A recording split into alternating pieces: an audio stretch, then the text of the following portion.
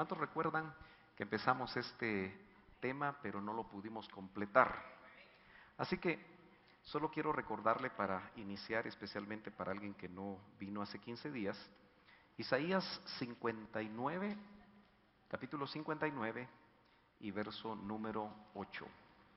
Gloria a Dios. Vamos a tratar de que los hermanos que están recogiendo ofrenda ya se vayan tomando su lugar. Gloria a Dios, y que hasta donde sea posible usted pueda quedarse ya sentadito. ¿Dice amén? En la versión del oso dice: no conocieron camino de paz, ni hay derecho en sus caminos. Sus veredas torcieron a sabiendas. Note esto. Está hablando del pueblo de Dios, el pueblo de Israel en aquel tiempo. Sus veredas torcieron a sabiendas. Cualquiera que por ellas fuere, no conocerá paz. Tenemos que darnos cuenta, hermanos amados, que delante de nuestra vida siempre se van a presentar diferentes caminos. Solo quiero hacer un chequeo con el sonido. ¿Oyen allá atrás bien, mis hermanos? ¿Sí? ¿Están escuchando bien por acá? Gloria a Dios. Solo tal vez le quitamos un poquito de agudos. Gloria a Dios. Aleluya. Gloria a Dios. 1, 2. Ahí estamos. Muy bien, gracias, hermano. Nos toca ver el camino que en el hebreo es Derek. El camino Derek. No le vaya a poner así a uno de sus hijos porque se oye bonito, ¿verdad? Pero esta palabra, y espero que usted la logre ver ahí porque son letras un poco pequeñas, ¿lo logra ver ahí? ¿Sí? ¿Los de atrás no? No se logra ver, ¿verdad? Solo ven unos puntitos. Pero esta palabra en hebreo, Derek, tiene muchas acepciones, como puede notar usted. Los más estudiosos, los que tienen estos recursos, van a poder ampliar un poquito más. Usar alguna de estas acepciones, generalmente los especialistas lo hacen para traducir según los contextos. Pero una palabra que define o que está aquí precisamente es la palabra que se traduce camino, dice como pisado, pero también se define como el curso de la vida. Quiere decir que en algún momento, cuando nosotros, hermanos amados, en nuestra vida cristiana, ya siendo hijos de Dios, tratamos de caminar el buen camino, tratamos de caminar lo que le agrada a Dios, a veces nos encontramos con veredas que dice que a sabiendas muchas veces tomamos. Y una de esas veredas, uno de esos caminos que esta palabra hebrea traduce como fornicar, me llama mucho a mí la atención porque note usted que para algunos cristianos fornicar puede ser un modo de vida, un modo de accionar. Ya son hijos de Dios, conocen al Señor, conocen su palabra, y que obviamente la palabra fornicación en el idioma griego, este es hebreo, pero en el idioma griego viene de una raíz porneía, de donde nosotros podemos rápidamente identificar la palabra que en nuestro idioma español es pornografía. Viene de ahí, de porneo. Y que de alguna forma, hermanos amados, está causando demasiados problemas en los hijos de Dios. Yo creo que es importante que nosotros nos demos cuenta que como hijos ya, delante de nosotros, vimos hace 15 días que uno de esos caminos nos presenta una encrucijada, ¿se acuerda? Varias opciones, cruce de caminos, donde muchas veces, aunque ya somos hijos y tenemos quizá tiempo de estar en el Señor, esas encrucijadas nos pueden llevar o nos pueden invitar o nos pueden tentar a entrar en lo que se traduce como fornicar. Note que la acepción número 5 del diccionario Chávez dice intimidad, traducido, favores, siempre en el contexto de tipo sexual. Hoy hay películas que le aseguro que la mayoría de los jóvenes aquí las han visto y probablemente ustedes también, porque al final la oferta de la televisión, la oferta del Netflix, la oferta de las redes sociales, muchas películas ahora se pueden ver desde un pequeño celular. ¿Me dice amén si eso es cierto? Proporcionan ese tipo de cosas y que muchas veces llevan dentro de esas películas una filosofía de amor libre, ¿verdad? Usted sabe que hoy los jóvenes creemos que no los de la iglesia, ¿verdad? Pero los jóvenes en general tienen la filosofía de primero vivir juntos. Usted sabe que eso ya es muy normal ahora en el mundo. Le llaman matrimonio a prueba, tiene muchas formas y dice, bueno, si nos llevamos bien por un tiempo, entonces vamos a casarnos. Obviamente eso no lo ampara la Biblia. Y es una forma de vida, es un camino Derek que de alguna forma está delante de nosotros y que habla de intimidad, de intimar, de favores. Algunas películas tienen el tema de amigos con favores o amigos con ventajas. ¿Cómo es que se llama la película? Amigos con derechos. Y esos derechos son favores de tipo sexual. Entonces, llama la atención, hermanos amados, que la Biblia, cada vez que la estudiamos, nos damos cuenta que ya el Señor conoce la naturaleza humana y no está ajeno que alguno pueda necesitar escuchar realmente lo que la Biblia nos presenta acerca de este camino Derek, que habla de un curso de la vida, de una manera de vivir, una filosofía de vida. Nota usted que dice Derek se aplica a una actividad que controla el estilo de vida. Quiere decir que Derek, aunque se traduce en ese aspecto muy específico, sexualmente hablando, y vamos a ver que hay varios ejemplos en la Biblia, donde Derek se usa de esa forma, y que entonces habla de la tentación de querer caminar por ese lado. Derek indudablemente habla de otro tipo de estilos de vida que no tienen que ver necesariamente con el plano sexual, pero dice, se aplica a una actividad que controla nuestro estilo de vida. Y es que aquí la mayoría de nosotros, si no podemos decir el 100%, hemos hecho una confesión de fe. Nos hemos bautizado en agua. Ya ahorita hice un sondeo que la mayoría de ustedes han sido bautizados con el Espíritu Santo. Probablemente tienen dones que los desarrollan o no, pero también tienen su propio estilo de vida. Tienen su propia filosofía. Y puede ser que ese camino Derek que han escogido no le esté agradando al Señor.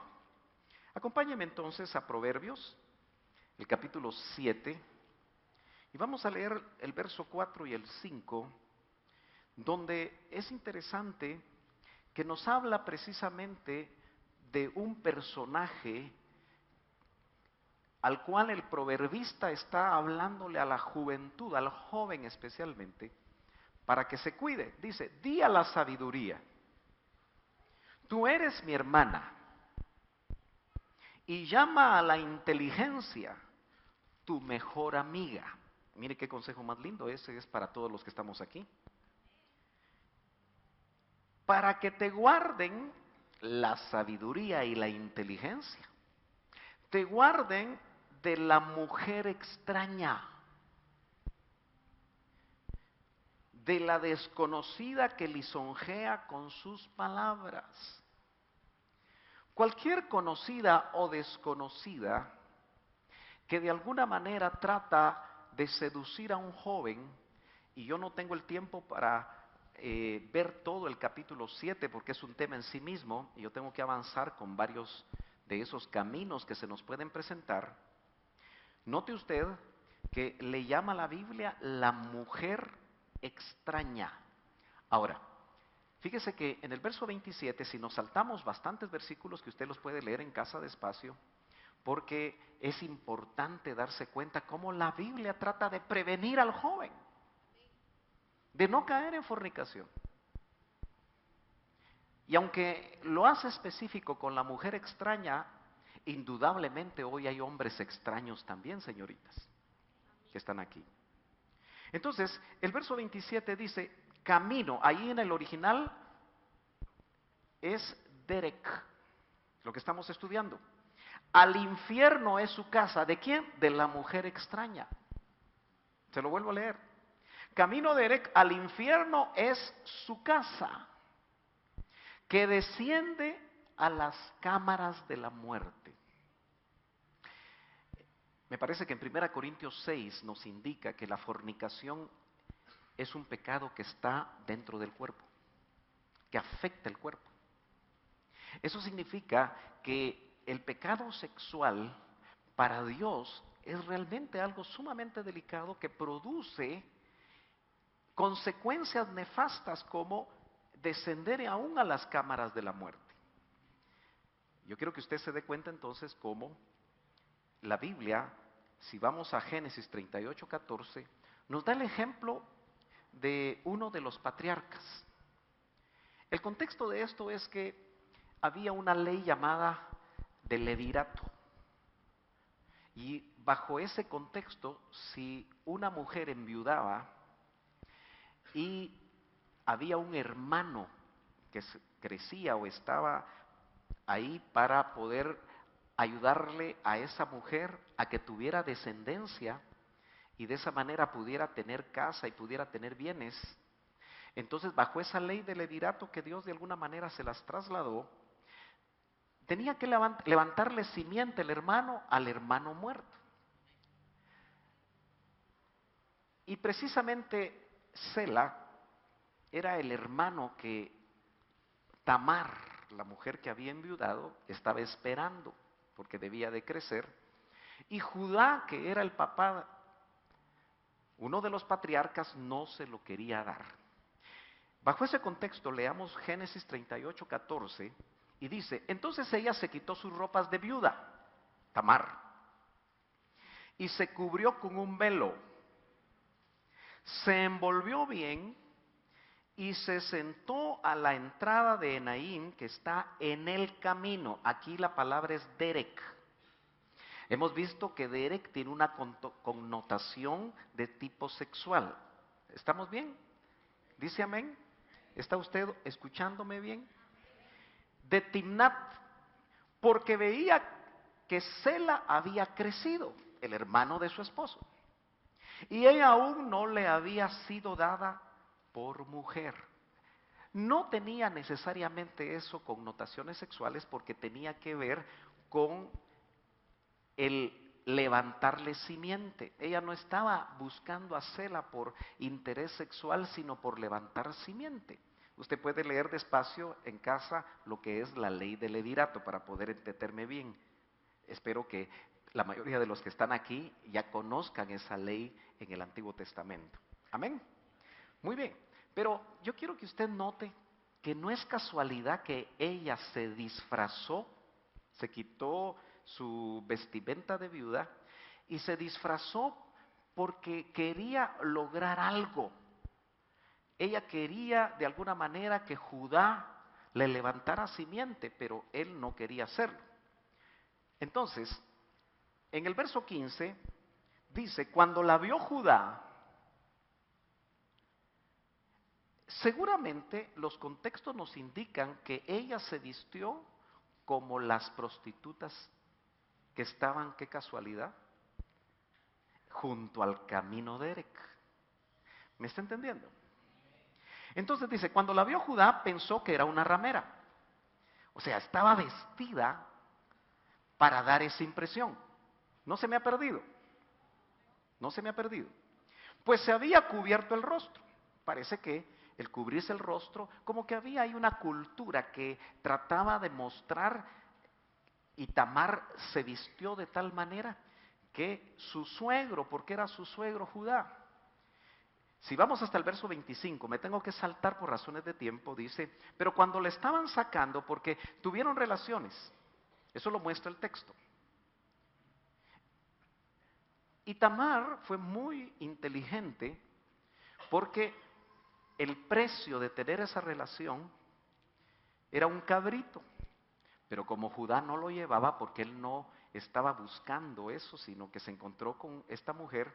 Pero yo quiero que independientemente de la cultura hebrea, usted sepa que Judá fue llevado al camino de Erec para tener relaciones con lo que él consideró una prostituta por su deseo carnal.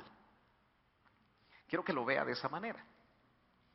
Judá seguramente ya tenía su esposa o tenía varias esposas, porque no me pregunte ahora por qué razón estaba eso permitido. Pero indudablemente yo sigo siempre pensando que el hombre trata de hacer las cosas muchas veces fuera de la voluntad del Señor. Porque si vamos al diseño de Dios para la familia, cuando el Señor abre el costado de Adán, no le saca varias costillas para hacerle varias mujeres. Solo le saca una costilla. Y dice en un contexto que al principio no fue así, el hecho de que el hombre quisiera buscar más opciones. ¿Me está entendiendo?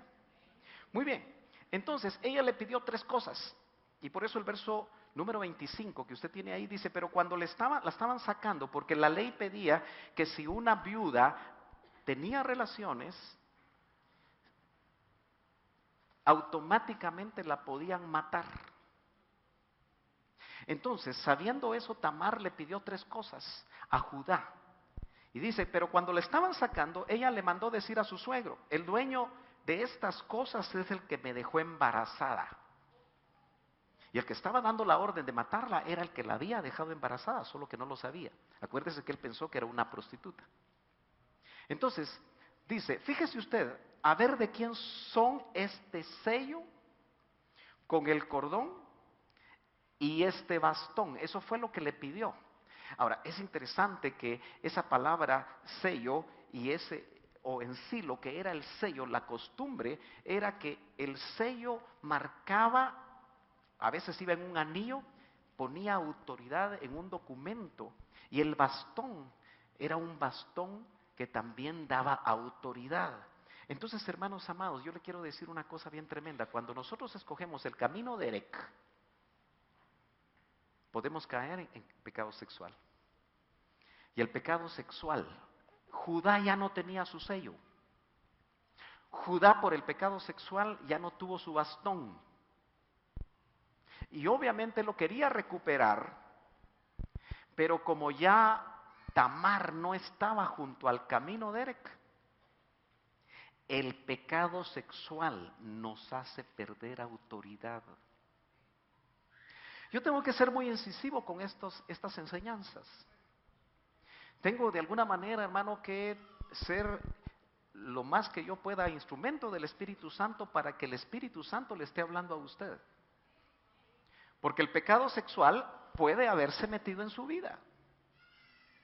Y que de alguna manera esté haciéndole perder autoridad en su casa. Acuérdese que hablamos que fornicar, que viene de la acepción de la palabra derek. Si vamos al griego, dijimos que viene de pornografía. Y la pornografía, hermanos, está a la orden del día. Fíjese que la mujer extraña de Proverbios 7 tenía su casa. Y el joven que iba a tener relaciones con ella llegaba a su casa. Hoy es al revés. La mujer extraña llega por medio de los celulares. ¿Aló? Llega en forma digital. Ya el joven no tiene que salir de la casa. O la señorita no tiene que salir de la casa. O el varón o la hermana no tienen que salir de casa. Y en la intimidad de su cuarto, echando llave, la mujer o el hombre extraño llegan. ¿Me estoy dando a entender, hermanos amados? Y ese pecado sexual va a hacer que se pierda autoridad, se pierda libertad.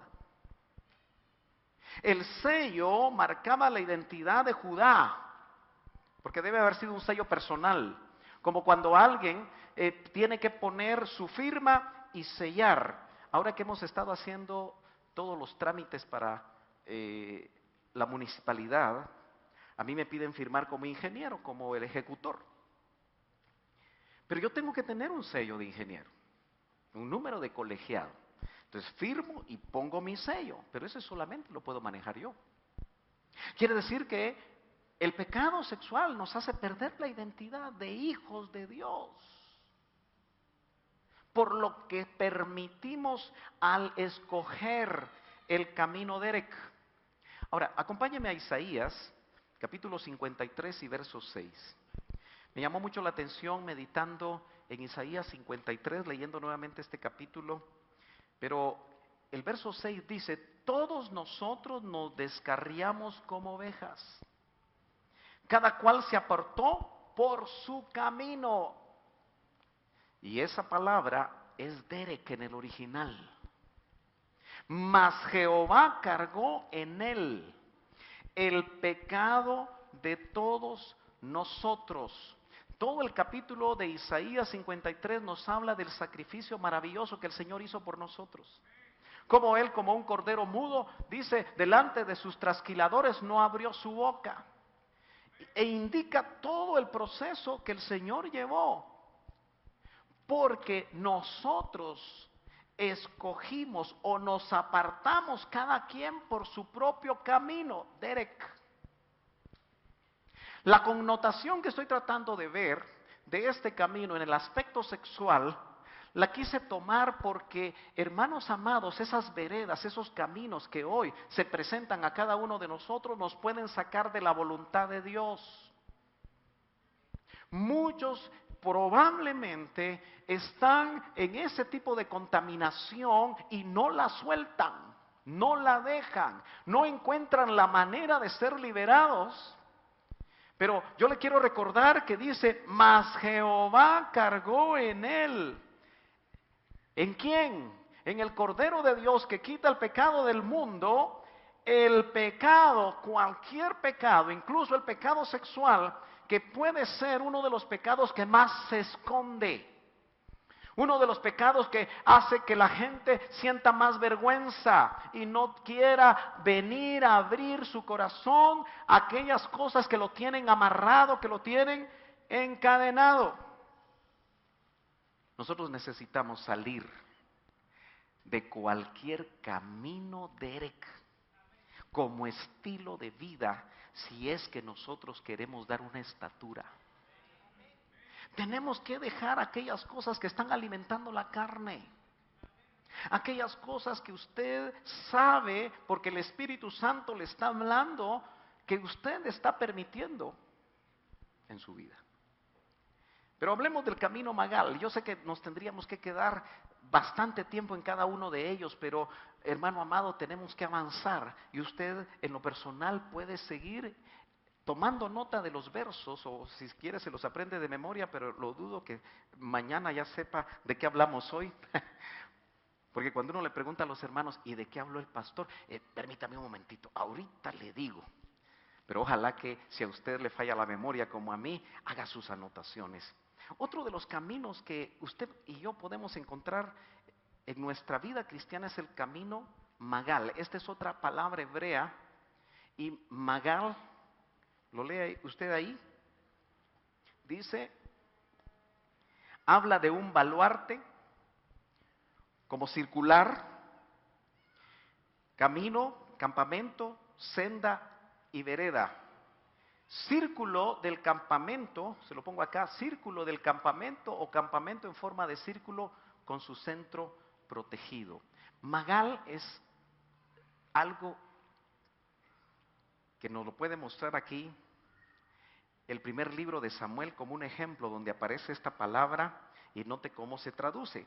El primer libro de Samuel 17:20 en la versión del oso dice, se levantó pues David de mañana y dejando las ovejas al cuidado de un guarda, se fue con su carga como Isaí le había mandado y llegó al atrincheramiento. Eso es Magal.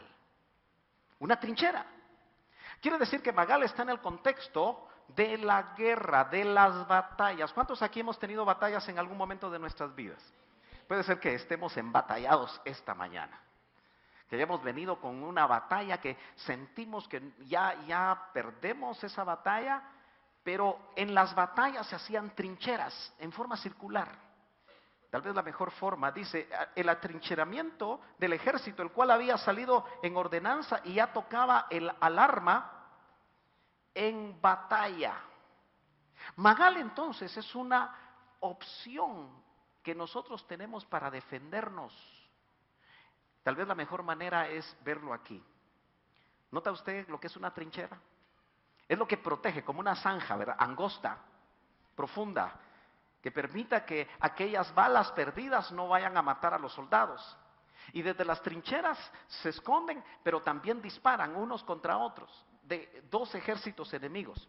Según el diccionario, una trinchera es una zanja excavada en la tierra donde se meten los soldados de un ejército para protegerse de los disparos del enemigo y poder disparar al mismo tiempo desde ella. Pero veámoslo de una manera más gráfica todavía. ¿Lo ve ahí? Esa es una trinchera. Pero según la Biblia es un camino donde nosotros nos vamos a defender y nos vamos a proteger. Y cuando uno está embatallado, uno tiene que saber que es importante el camino de la trinchera. En primer lugar, es un camino peligroso porque te puedes morir ahí. Si uno no sabe escoger dónde y cómo va a defenderse en la batalla que tenemos contra el enemigo y las fuerzas espirituales, porque nuestra lucha dice que no es contra carne y sangre. Ahora no es de saber manejar una pistola. Ahora es de saber manejar las rodillas. Ahora es de saber venir a batallar. Y hermano amado, yo quiero decirle con todo respeto que usted me merece como oveja, que se ha perdido el paso en la oración aquí. Yo no sé si es muy inocente pensar de mi parte que si usted no viene a orar acá, lo hace en casa. Porque usted se da cuenta que el día pasa muy rápidamente con muchas ocupaciones. ¿Será inocente de mi parte pensar que usted, si no ayuna aquí, va a ayunar en su casa? Si no vigila aquí, va a vigilar en su casa. Los días pasan, las semanas pasan, los meses pasan. Una de las cosas que a mí más me llamó la atención cuando se suspendió el ayuno, porque aquí se suspenden las cosas que se organizan por falta de quórum. Y ya se dio cuenta que nos estamos acostumbrando a venir solo los domingos. Es un acomodamiento. Yo sé que usted tiene mucho que hacer. Yo sé que usted no tiene transporte y vive lejos, algunos de ustedes, pero otros viviendo cerca. Mire, yo veo gente aquí que vive lejos y viene. Otros que viven cerca y no vienen. Entonces me parece que más es un asunto del corazón. Es un asunto de enfriamiento. Pero la batalla está rugiendo sobre nuestras cabezas. Está rugiendo sobre la vida de nuestros hijos. Está rugiendo sobre la vida de la familia. ¿Usted sabe que el león todavía tiene dientes? ¿Usted sabe que todavía ruge? Y anda viendo a quién devora. Y como decía el hermano Otto de una manera tan sencilla, el león come carne. Y si nosotros estamos carnudos, hermano, si nos estamos alimentando de cosas, si estamos buscando opciones de estilos de vida que ya son normales para muchos jóvenes. ¿Sabe que cuando yo veo a los jóvenes ver su celular, me da preocupación si están viendo la Biblia ahí? Y me he topado con unos lugares donde ponen un simbolito así, mire, con un celular y una línea en medio. ¿Qué quiere decir? Aquí no entran celulares.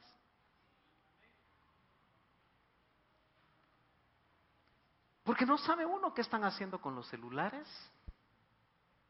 ¿Aló? En pleno culto.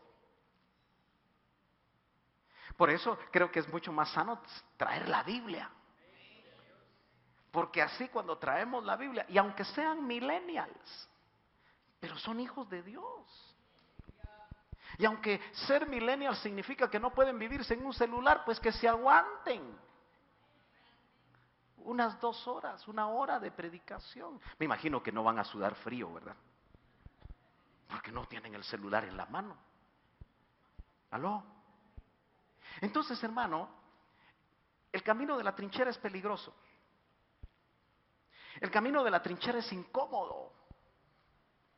El camino de la trinchera es angosto, como lo pudo ver en la fotografía. El camino de la trinchera puede ser lodoso porque no está bajo techo y puede estar lloviendo. Y el camino de la trinchera huele mal. Eso significa, hermano, que cuando estamos en batalla, la cosa no es fácil. Y nosotros dice la Biblia que somos del ejército de Dios.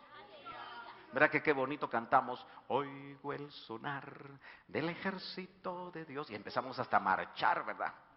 Pero estaremos conscientes que estamos realmente siendo exigidos como soldados. Y no es cierto que estamos viviendo en una época donde lo que más importa es la comodidad. ¿Aló? ¿Por qué cree usted que ahora es tan cómodo ir a diferentes cultos? De 7 a 9, de 9 a 11, de 11 a 1, de 1, porque cada quien escoge su horario más cómodo. ¿Aló? Estamos viviendo en tiempos donde la comodidad de los templos es importante en muchos lugares, ¿verdad? Porque los sillones son bien bonitos. Dentro de poco les van a poner sillones VIP de cuero, reclinables, para que se duerman mejor al oír la palabra. Y eso que solamente por razones de tiempo les enseñan la palabra 20 minutos. Porque es aburrida la palabra para muchos cristianos de hoy. Entonces, el camino de la trinchera, ese camino no es fácil, pero a veces tenemos que escogerlo para protegernos y para pelear la buena batalla. ¿Qué le dijo Pablo a Timoteo? Pelea la buena batalla. La buena batalla de la fe, hay que pelearla. Hay que armarnos con toda la armadura de Dios para que podamos estar firmes en el día malo. En una trinchera pueden pasar días y la gente no duerme, porque si duermen, los enemigos se lo almuerzan. Así que cuando haya batallas, hermano amado, pídale al Señor que por difícil que sea el camino de la trinchera, nosotros podamos mantenernos firmes. Existe otro camino que es el camino Mesías. Ahorita nos ponemos aquí al día. No la Mesía, ¿verdad? Pero si usted se quiere recordar, eso está en la frontera con México. Pero esa es una calzada, un camino, una carretera, pero note que habla de escalera y habla de grada y un camino empedrado. ¿Por qué estamos viendo esas diferentes acepciones de palabras que se traducen camino? Porque son diferentes alternativas que nos pueden venir a nosotros y tenemos que identificarlas cuando se presenten. Y no desesperarnos si tenemos que estar en la trinchera, hermano. Pero en la trinchera, orando y ayunando, se pueden ganar las batallas, ¿no es cierto? Aunque sea difícil, aunque sea incómodo. Muy bien. Acompáñame entonces a ver Jueces capítulo 20, vamos a ver un ejemplo de este camino. Es el camino de muerte. Dice Jueces 20:31, y salieron los hijos de Benjamín contra el pueblo, siendo alejados de la ciudad, y comenzaron como las otras veces a herir y a matar a algunos del pueblo por los caminos. Aquí es Mesías. Hay batallas. El contexto es que Benjamín está en guerra con las demás tribus de Israel. Pero me llama la atención que Mesías se habla cuando hay camino de muerte. Dice, uno de los cuales sube a Betel y el otro a Gibea. En campo abierto mataron a unos 30 hombres de Israel. Mire lo que dice el proverbio. Hay camino que parece derecho al hombre, pero su fin es camino de muerte. ¿Cuántos saben que hay esposos celosos? ¿Aló? ¿Habrá esposos celosos? Bueno, hay un celo natural, ¿verdad? Pero hay un celo peligroso. Hay un celo carnal y hay un celo manejado y exacerbado por espíritus. ¿Se acuerda que vimos las opresiones? Que es un espíritu afuera. Puede haber espíritus de celo que entran y salen y solo trastocan al esposo o a la esposa. Pero cuando ese espíritu se queda ahí, los esposos empiezan a ver micos aparejados. Y le dicen, te vi hablar con fulano de tal. ¿Sabe usted que eso pasa entre los cristianos? Porque si permiten que un celo carnal se siga alimentando, pueden haber tragedias.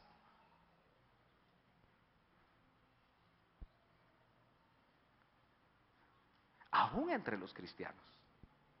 Entonces dice, hay camino que parece derecho al hombre, pero su fin es camino de muerte. A veces por buscar el placer encuentras la muerte.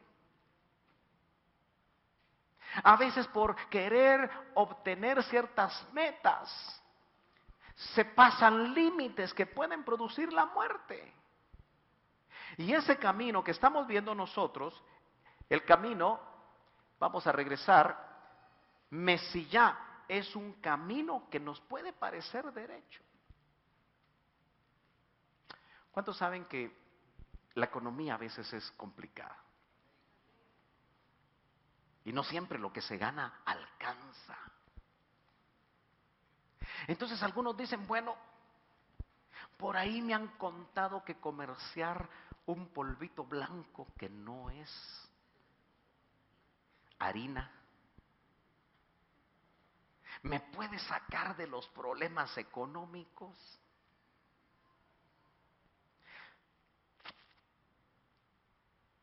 Parece que eso no puede tocar a los cristianos. Pero lamentablemente, yo he visto en mi caminar, y recuerdo ahorita porque el Espíritu me está recordando un personaje que estuvo cerca del doctor Ríos.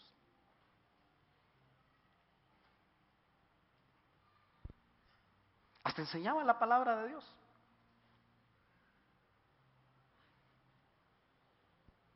Pero terminó muerto. Porque escogió un camino mesías de muerte. Cuando yo ya no lo vi en la iglesia, en una ocasión me alcanzó en un Porsche. Me dijo, oh, me saludó. Yo dije, ¿de dónde sacó para un Porsche? Un Porsche puede costar $70,000. Solo que él ya había escogido, habiendo predicado, habiendo sido un instrumento de Dios, escogió un camino que a él le pareció derecho. Y cuando volvió a su tierra natal, se metió con la mujer no adecuada y terminó en la tumba. Y no tenía ni 35 años. Entonces, si eso puede pasar con un ministro, ¿no cree que puede pasar con alguien que escoja inadecuadamente un camino que le pareció derecho, pero dice es camino de muerte? Necesitamos discernir, hermanos, con quiénes nos juntamos. Dime con quién andas y te diré quién eres. Tenga cuidado con quién comercia usted. Tenga cuidado con quién se hace socio. Es que necesito un socio capitalista. Sí, pero hay que tener cuidado de dónde viene el dinero. Bueno, como usted ya se puso triste, mejor veamos el camino Mishol. ¿Cuál será este camino? Así se escribe. Dice que es un sendero angosto.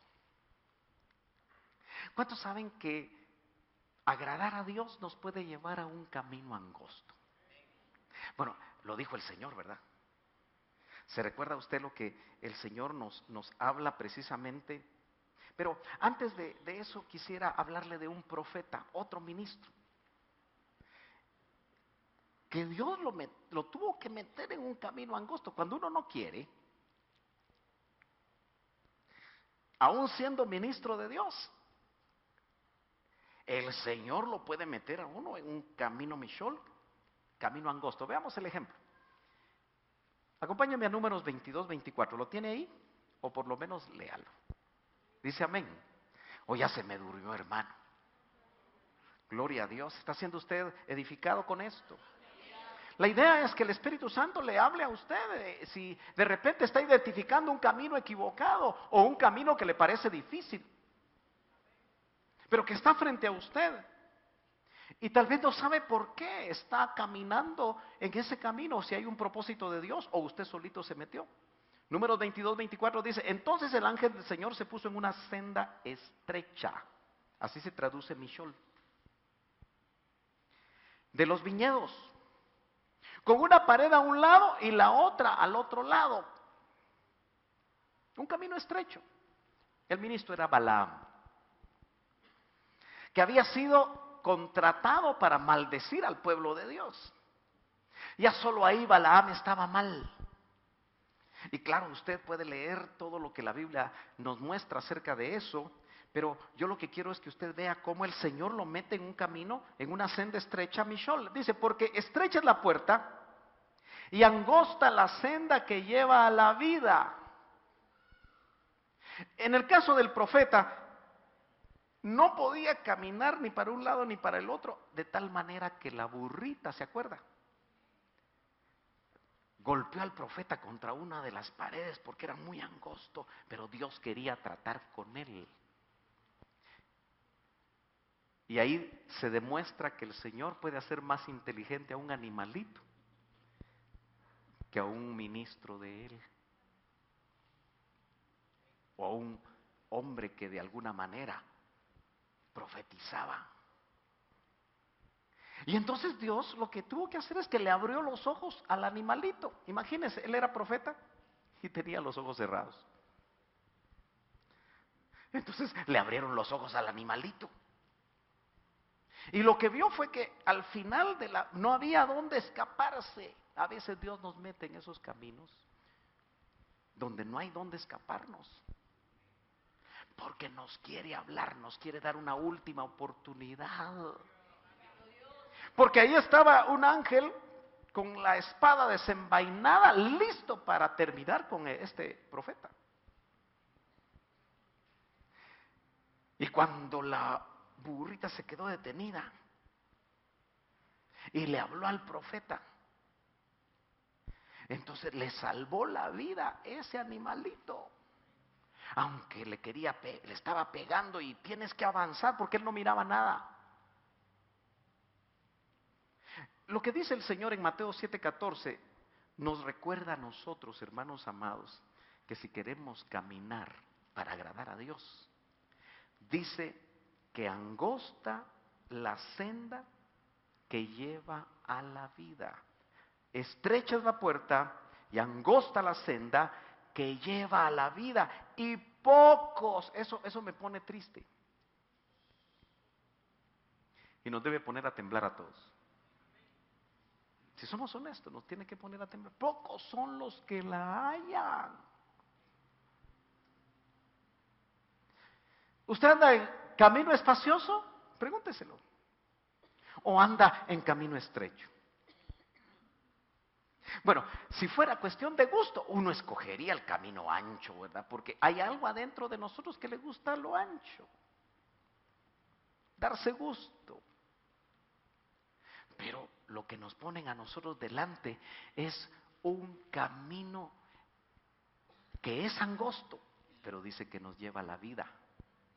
No queremos caminos de muerte, pero queremos caminos de vida. Caminos que el Señor permita en nuestro recorrido para poder dar una estatura. Por eso, hermano amado, mira, tienes que empezar a ver las pruebas de otra forma. Tienes que empezar a ver las escaseces de otra manera. Tenemos que empezar a ver las enfermedades de otra forma. Claro, si es una enfermedad por espíritu, reprendamos. Si es una tormenta que levantó el enemigo, tomemos autoridad. Pero ¿y qué tal si es una tormenta que el Señor presenta?